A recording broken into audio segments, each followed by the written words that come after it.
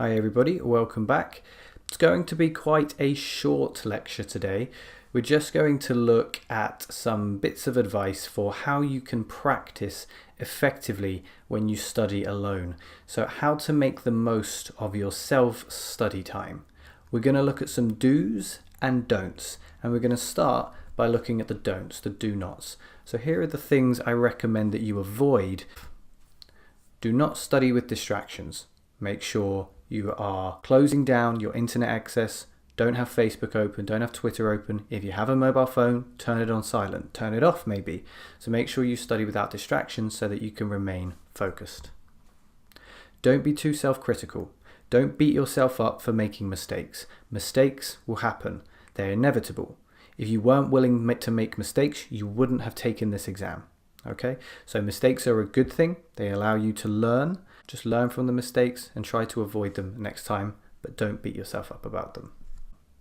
Don't sit around waiting for miracles to happen.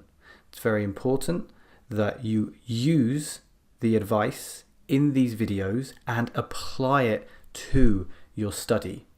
Don't just watch the videos and imagine that on the day you're going to magically create an amazing essay. You need to use what is in these videos and apply it to your self-study practice.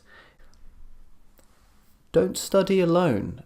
Yeah, it's good to study alone sometimes, but if possible, try to find yourself a study partner. You can motivate one another. You can make comments on one another's work. You know, your study partner might be able to recognize when you've made a mistake, when you can't recognize it. So very useful to study with a friend as well as alone.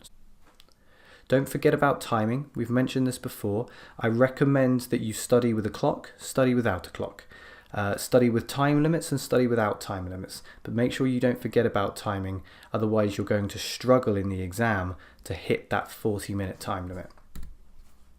Don't ignore your health, your sleep, or your diet. It's very important that you stay healthy. A healthy mind is a healthy body. Healthy body is a healthy mind. So if you have a healthy mind, then you're going to apply yourself to your self-study with much more focus, and that's what we want to see. Finally, do not overwork yourself. This is kind of related. Make sure that you are getting enough sleep. Try not to work for any more than 2 to 3 hours a day. Like, the more you do past that point, it's just going to be detrimental, because I think you can burn yourself out if you work too hard. So don't overwork yourself either. So try to avoid being like this little guy on the right here. He's obviously caught himself in the cycle of distractions that you can sometimes find yourself in when you're on sites like YouTube and you're just scrolling through all those different videos. So make sure that you are being productive with your time. Now this is interesting. This little image on the right here is by a comic called The Oatmeal, theoatmeal.com.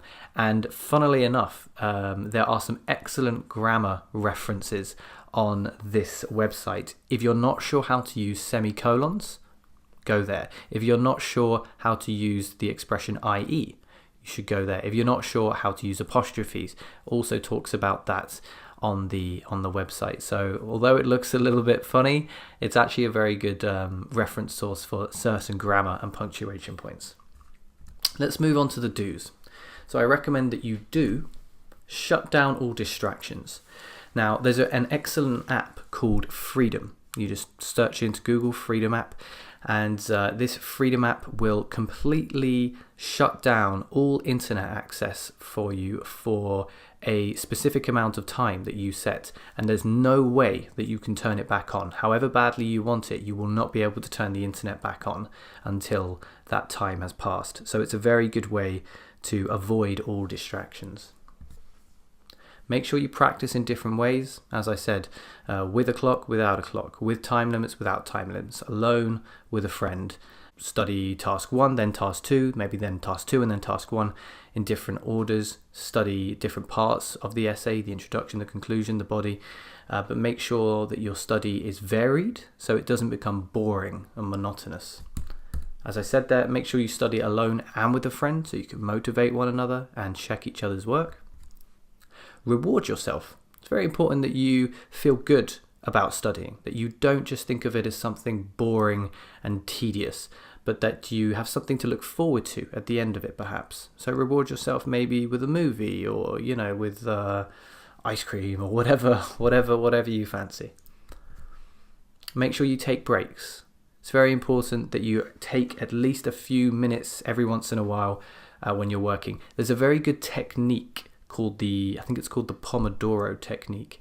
And basically what that is you study for 25 minutes and then you take a 5-minute break.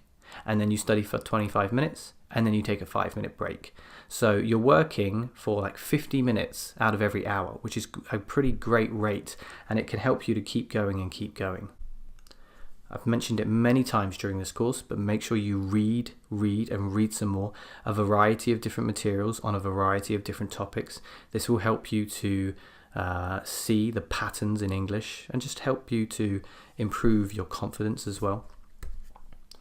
And lastly, get guidance. We're going to talk about this in a bit more detail in the next lecture, but yeah, very important that you get guidance. All of this is designed to help you stay focused. It's all about focus when you are studying. You need to get in the zone, in the flow. Now, all of these do's and don'ts will help you to do that. As I mentioned, we're going to look at getting guidance in the next lecture.